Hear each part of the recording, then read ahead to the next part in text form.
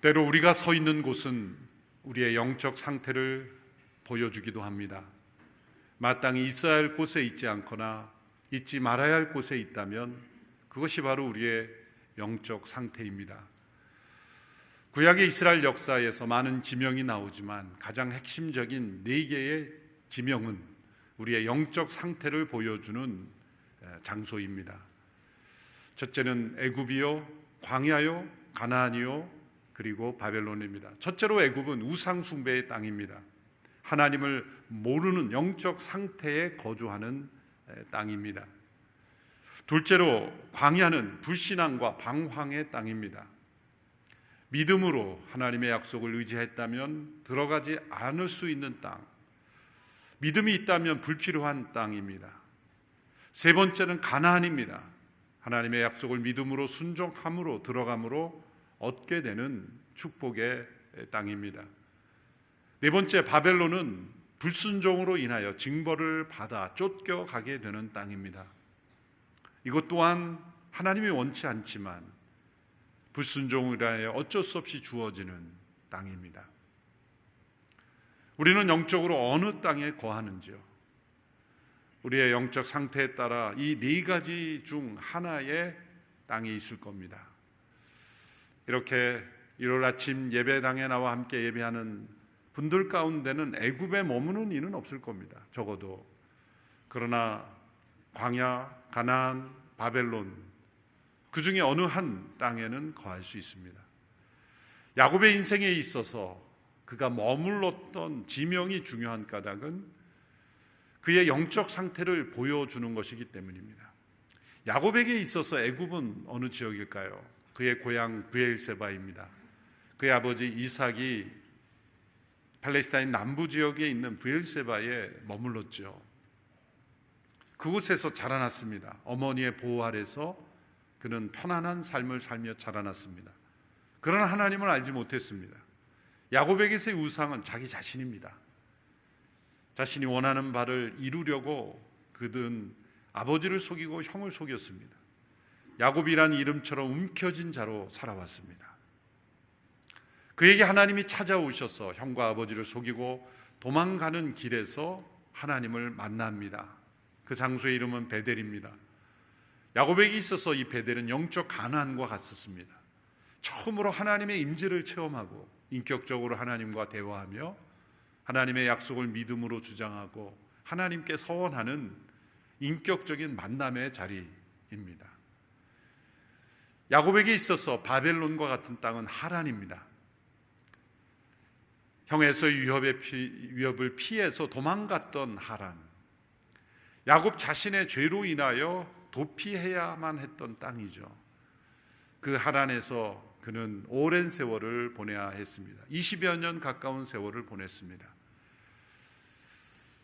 그 땅에서 그는 많은 깨달음을 얻었을 겁니다. 자신이 형과 아버지를 속였을 때 그 상처가 얼마나 깊을 수 있다는 것, 자신이 삼촌으로부터 속임을 당하면서 깨달았을 겁니다. 야곱에게 있어서 광야 같은 장소는 바로 세겜이라는 지역입니다. 광야는 불순종으로 인하여, 불신앙으로 인하여 방황하게 되는 땅이죠. 야곱은 지난주 이제 야복 나루터에서 환도뼈가 위골되는 강렬한 체험 속에서 하나님을 다시 만납니다. 하나님은 그의 이름을 야곱에서 이스라엘로 바꾸어 주셨습니다. 형 에서와 화해가 이루어졌습니다. 그럼에도 불구하고 야곱은 베델로 가지 않고 세겜에 머물렀습니다. 세겜으로 간 것이죠. 이 세겜은 베델에서 약 20km 떨어진 그리신산 기슭에 있는 지역입니다. 그가 세겜으로 간 것은 아마도 가장 살기 좋은 지역이기 때문이었을 겁니다. 유대 지방을 비롯한 레바논, 시리아 다 마찬가지죠. 저지대보다는 고지대가 온도도 높고 나무도 있고 살기 좋은 그런 지역이기에 아마 세겜 지역에 그가 머물렀을 것입니다. 모든 것이 다 잘 되고 있는 것 같았습니다. 형 에서와의도 관계도 회복되고 이제는 평안한 삶을 살 수 있다고 생각했을 겁니다. 10여 년이 세겜에서 흘렀습니다. 그때 야곱의 가정에 위기가 찾아왔습니다. 야곱의 딸 디나가 당시에 세겜성 추장, 이름도 세겜인 그 세겜으로부터 강간을 당하게 되고, 그리고 야곱의 아들들이 그에 대한 복수로 세겜성의 모든 남자들을 음모를 꾸며 다 죽이게 됩니다. 끔찍한 일들이 야곱의 가정에서 일어났습니다. 형 에서에서부터 받은 위협보다 비교할 수 없는 큰 위협에 처하게 된 거죠. 세겜성의 사람들을 학살했으니 돌아올 보복이 얼마나 컸겠습니까? 야곱은 두려움에 휩쓸렸습니다. 왜 야곱의 가정에 이런 위기가 도래한 것입니까? 우선 야곱 자신에게 그 원인이 있었습니다. 딸 디나가 좋지 않은 일을 당했어도, 아들들이 학살극을 벌였을 때도 야곱의 영혼이 온전하지 상태가 아니라는 것이 나타납니다. 그는 여전히 자신의 안전만을 두려워하며 염려했습니다. 아들들이 대학살을 벌였을 때도 거룩한 분노가 일어나지 않았습니다. 야곱이 지금 이 세겜에서의 10년이 영적으로 올바르지 않은 상태라는 것, 하나님과의 올바른 관계가 아니라는 것, 브니엘에서의 그 영적 체험에도 불구하고 영적으로 그는 여전히 광야에 있다는 증거는 그가 베델에서의 하나님과의 서원을 잊어버렸다는 데서 나타납니다. 30년 전의 일이죠. 그가 형 에서 위협을 피해 하란으로 도망가는 여정에서 그가 하나님을 만났습니다. 하늘과 땅을 연결 짓는 사닥다리의 환상과 더불어 하나님의 말씀을 듣고 서원을 했습니다. 하나님께서 나를 안전하게 이곳으로 돌아오게 해주시면 제가 이곳에 제단을 쌓고 10의 1조를 하나님 앞에 드리겠습니다 라는 서원을 드렸습니다. 야곱은 그 서원을 지키지 않고 있었습니다. 20여 년 만에 하란에서 돌아와서 형 에서와의 관계가 회복됐다면 그가 가장 먼저 가야 할 곳은 베델이었고 또 그곳에 머물러야만 했습니다. 그것이 하나님과의 약속이었기 때문입니다. 또 하나님께 서원했기 때문입니다. 그런데 야곱은 그 약속을 잊어버렸는지 아니면 모른 채 했는지 세겜이라는 지역으로 가서 10여 년을 살고 있다가 그 가정의 위기를 당한 것이죠. 만일 야곱이 베델에 머물렀다면 이런 일이 일어나지 않았을 것이죠. 우리가 어디에 머무는가가 우리의 영적 상태를 보여주기에 야곱은 하나님과 자신과 맺었던 약속을 기억해야만 했을 것입니다. 이런 위기 상황 속에서 하나님께서 먼저 야곱을 찾아오십니다. 야복 나루터에서 자신의 꾀를 의지하며 홀로 남아있던, 자신의 안전만을 염려하며 도망가려 했던 야곱을 싸우는 자로 찾아오신 하나님께서 이제 야곱에게 또 찾아오십니다. 그것이 1절 말씀이죠. 1절 말씀을 함께 읽어보겠습니다. 시작. 하나님께서 야곱에게 말씀하셨습니다. 일어나 베델로 올라가서 거기에 머물러라. 그리고 거기에서 내가 내 형 에서로부터 도망칠 때 내게 나타나셨던 하나님께 제단을 쌓아라. 일어나 베델로 올라가라 라는 말씀은 제자리로 돌아가라, 하나님을 만났던 그 체험 가운데 돌아가라, 하나님과 약속을 기억하라, 또 하나님께 드린 소원을 기억하라고 말씀하신 것입니다. 하나님께서는 하나님과 맺은 서약을 매우 중요하게 생각하십니다. 하나님이 무엇인가가 필요해서가 아닙니다. 우리 자신을 그 서약이 지켜주기 때문입니다. 야곱은 이 베델로 올라가라는 이 말씀을 들었을 때 정신이 바짝 났을 겁니다. 하나님이 무슨 말씀을 하시는지 알았을 겁니다. 하나님은 많은 말씀을 하지 않으셨습니다. 일어나 베델로 올라가라. 내가 형 에서의 위협을 피해 도망할 때 만났던 그 하나님, 그곳에 가서 단을 쌓아라. 이 두 말씀만 하셨어도 야곱은 자신의 위기가 어디서 비롯됐는지를 깨달았고, 그리고 돌아간다는 것이 무슨 의미인지를 그는 깨달았습니다. 그래서 자신의 가족들에게 지시합니다. 구체적인 적용을 하고 있습니다. 2절, 3절의 말씀을 함께 읽겠습니다. 시작. 야곱이 자기 집 사람들과 그와 함께 있는 모든 사람들에게 말했습니다. 너희가 지니고 있는 이방 신상들을 없애버리라. 너희 자신을 정결하게 하고 옷을 갈아입으라. 일어나서 베델로 올라가자. 내가 그곳에서 내 고난의 길에 내게 응답하시고 내가 가는 길에서 나와 함께 하셨던 하나님께 제단을 쌓을 것이다. 베델로 올라가서 그 하나님께 제단을 쌓을 것인데 그 전에 준비 사항을 지시하십니다. 그것은 그 가정 안에 있던 이방 신상들을 없애고 정결하게 한다는 것입니다. 그러므로 이런 야곱이 지시한 것을 통해 보면 야곱은 자신의 집안에 우상이 있다는 것을 알고 있었다는 것입니다. 그럼에도 묵인하고 있었다는 겁니다. 야곱의 가정에 언제부터 우상이 들어왔습니까? 라헬과 결혼할 때부터. 그 하란에서 나올 때 라헬이 드라빔이라고 하는 가족 수호신이죠. 휴대용 우상이라고 보시면 됩니다.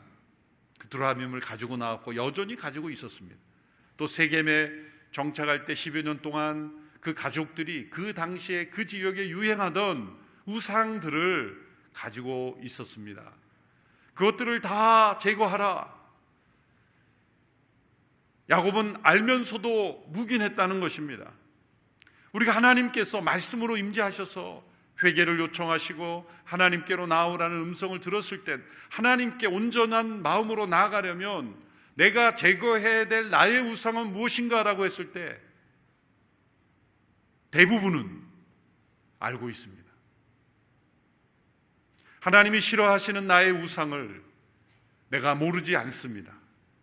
모른 척 할 뿐입니다. 이미 알고 있는 우상이 있습니다. 전혀 모르는 것이 아닙니다. 이미 알고 있으나 행하지 않는 것들을 하나님은 우리로 하여금 일깨우시는 것뿐입니다. 이 말씀 앞에서 하나님과 나만이 아는 우상은 무엇인가?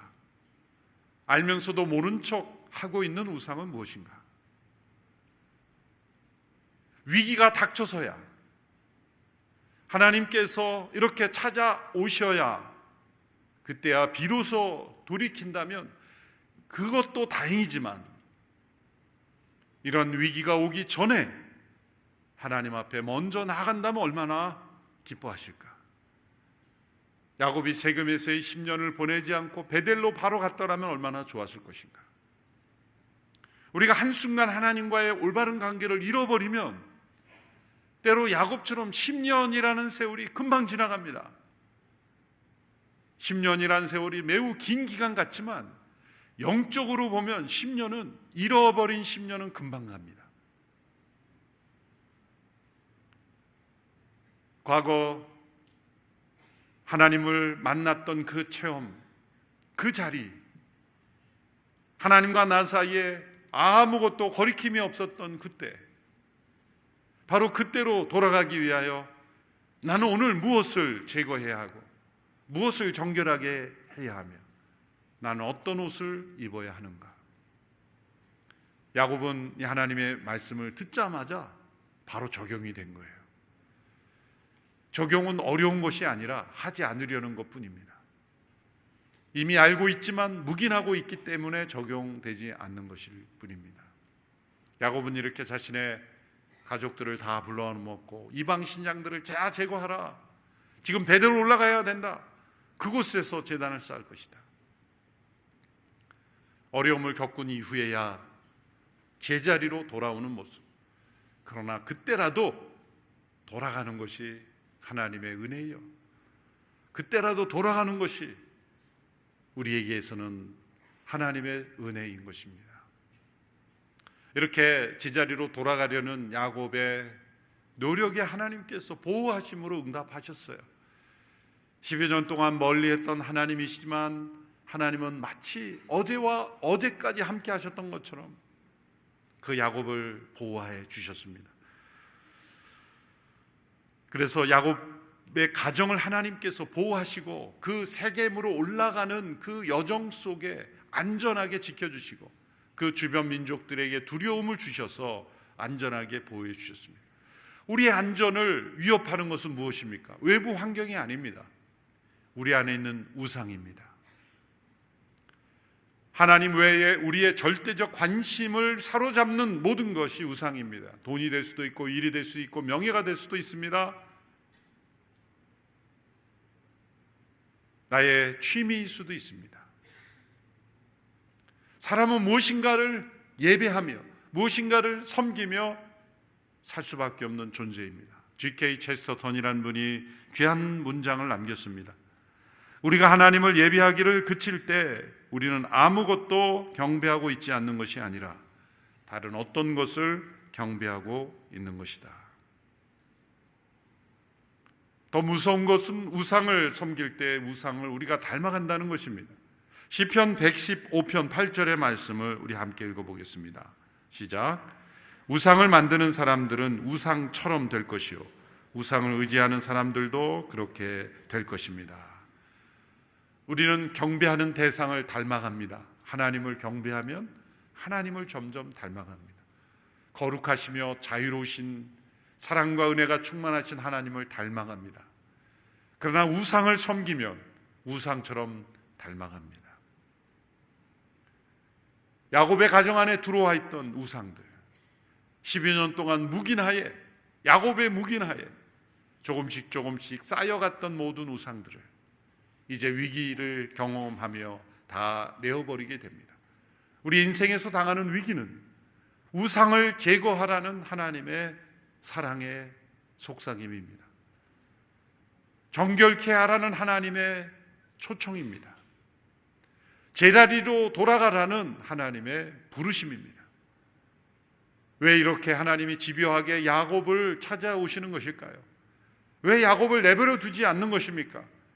하나님은 야곱과 자신을 언약으로 묶으셨기 때문입니다. 그의 조상 아브라함과 이삭, 야곱에게 계속 주시는 언약을 하나님은 지키시는 하나님이기 때문입니다. 하나님은 약속을 지켰지만 야곱은 약속을 지키지 않았습니다. 30여 년 전의 일이라고 사람들은 잊어버립니다. 제가 어제 일도 잘 기억 못하는데 제가 30년까지 어떻게 기억합니까? 그런 말로 우리는 답변할지 모르지만 자기가 원하는 거는 항상 기억해요. 자기가 하고 싶은 것은 항상 기억합니다. 하나님께 대한 관심이 없기에 하나님과의 소원을 잊어버릴 수가 있습니다. 하나님과의 소원을 소홀히 생각하는 거죠. 어떤 비즈니스맨이 소원을 하기를 하나님 저에게 100만 불을 얻게 해주시면 제가 10의 1조가 아니라 10의 2조를 드리겠습니다. 20만 불을 제가 드리겠습니다. 한 해를 결산해 보니 80만 불이 수입이 있었어요. 그랬더니 이분이 이렇게 기도합니다. 하나님 먼저 떼셨군요. 그리고 드리지 않는 거죠. 황소 2마리를 키우던 농부가 있었습니다. 아내에게 이렇게 말합니다. 2마리를 주셨으니 1마리는 주님의 소로 합시다. 아내가 믿음이 좋으니까 참 좋습니다. 우리 남편 최고입니다. 그런데 어느 소가 주님의 소입니까? 남편이 대답합니다. 어느 소가 주님의 소라는 게 중요한 게 아니라 그중 1마리는 꼭 주님의 소라는 게 중요한 거예요. 말이 좀 이상하죠. 그런데 어느 날 병이 들어 그중 1마리가 죽었어요. 남편이 슬픈 표정으로 아내에게 말합니다. 여보, 주님의 소가 죽었어.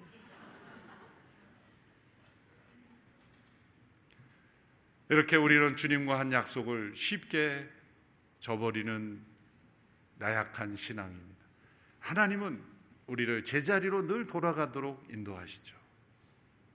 우리의 인생에 닥치는 위기와 시련은 언제나 내가 있어야 할 장소가 어디인가? 너의 베델은 어디인가? 하나님과 가장 순수하게 만났던 그 자리는 어디인가? 그 자리로 돌아가라는 하나님의 부르심입니다. 하나님은 우리를 결코 놓치지 않으십니다. 포기하지 않으십니다. 그래서 때로 우리를 괴롭히시는 것처럼 이런 위기로 찾아오시는 겁니다. 야곱이 제자리로 돌아왔을 때 하나님께서 아브라함과 이삭에게 주셨던 그 약속을 다시 기억하게 해주셨습니다. 11절 12절의 말씀이 그 내용이죠. 하나님께서 그에게 말씀하셨습니다. 함께 읽겠습니다. 나는 전능한 하나님이다. 너는 자식을 많이 낳고 번성하여라. 한 민족과 여러 민족들이 내게서 나올 것이며 왕들이 내 몸에서 나올 것이다. 내가 아브라함과 이삭에게 준 땅을 내게 주고 또한 내 자손에게 이 땅을 주겠다. 하나님은 계속해서 메아리치는 음성을 들려주십니다. 아브라함과 이삭에게 주신 그 언약을 여전히 하나님은 기억하고 계십니다. 하나님은 야곱을 포기하지 않습니다. 야곱은 이 하나님의 언약 안에 자신의 안전을 구해야 했음에도 이 세상 가운데 안전을 구하려고 했습니다. 우리가 세상 속에서 안전을 구하려고 하면 결코 안전을 구할 수 없습니다. 그러나 하나님의 약속 가운데, 그 부르심 가운데 안전을 얻으려고 하면 어떠한 위험한 상황 속에서도 안전을 얻게 됩니다. 야곱이 베델에서 단을 쌓고 예비한 후 그 장소의 이름을 다시 바꿉니다. 엘 베델이라고 합니다. 베델은 하나님의 집입니다. 엘 베델은, 엘은 하나님이죠. 그러니까 하나님의 집 안에 거하시는 하나님이란 뜻입니다.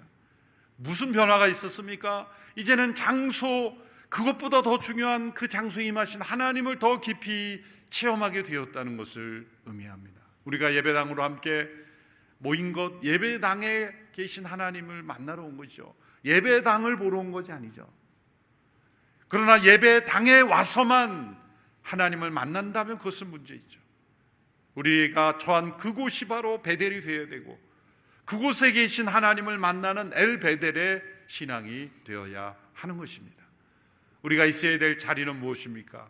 우리가 어느 곳에 있든지 그곳이 베델이 되어야 되고, 그곳이 바로 엘 베델이 되어야 합니다.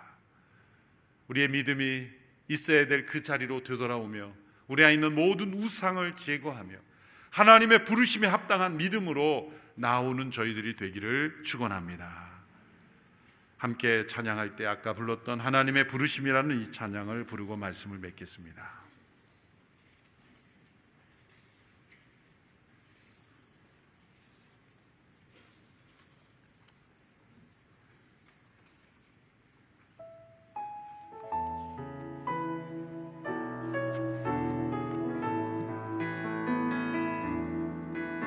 하나님의 부르심에는 후회하심이 없네.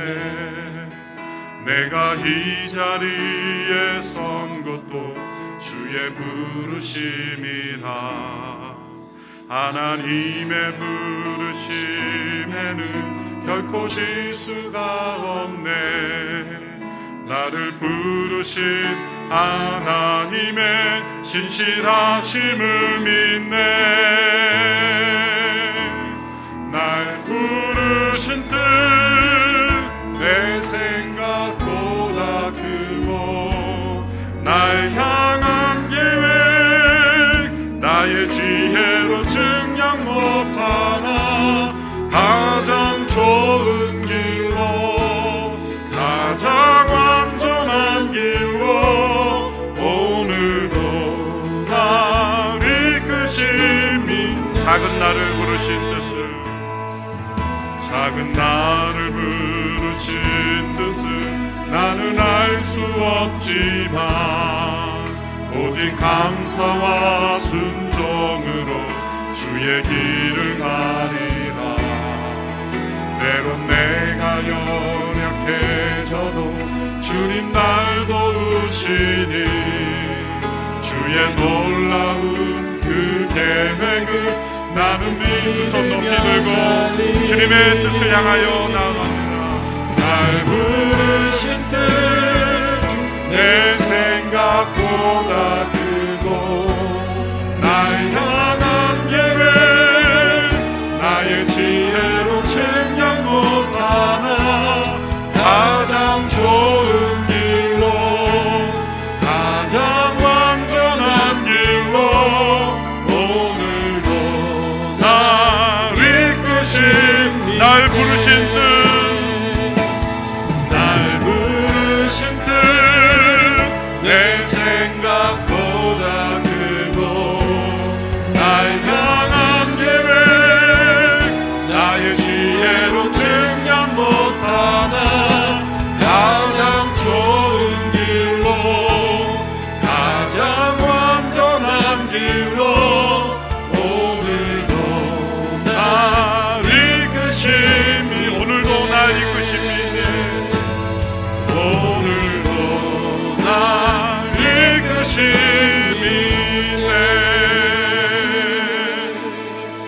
야곱을 이스라엘 자리로 되돌아오게 인도하신 하나님, 우리의 삶도 우리의 영혼의 베델로 돌아오게 하여 주시옵시고, 우리를 위협하는 우상에 끌려다니는 인생이 아니라 하나님의 약속의 부르심을 따라 걸어가는 믿음의 사람들이 되게 하여 주시옵소서.